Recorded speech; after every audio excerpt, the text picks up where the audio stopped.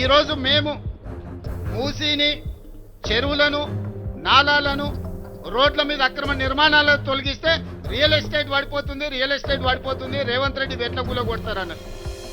సరేనయ్యా, మరి real estate పెంచుదామని 400 ఎకరాలు ఎవరికో ప్రైవేట్ కంపెనీకి కట్టబెడితే 20 ఏళ్ళు వీళ్ళు వానికి అప్పచెప్తే 20 ఏళ్ళ తర్వాత నేను కొట్లాడి వెనకకు తెచ్చి ఒక పెద్ద ఐటీ పార్కును డెవలప్మెంట్ చేస్తే లేదు ఇక్కడ ప్రకృతిని కాపాడాలి, ఇక్కడ చెట్టు ఉంది, పుట్టు ఉంది, పాము ఉంది, పిట్ట ఉంది, పాములు ఎట్లా బతుకుతాయి, పిట్టలు ఎట్లా బతుకుతాయని ఈరోజు ఆ 400 ఎకరాలను అడుగుతుంది.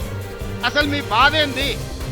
చెరువులను కాపాడి మూసి ప్రక్షాళన చేసి నాలాల ఆక్రమణలు తొలగించి రోడ్లను తొలగిస్తే ప్రకృతిని కాపాడినట్టు కదా, ఈ నగరాన్ని సుందరీకరించినట్టు కదా.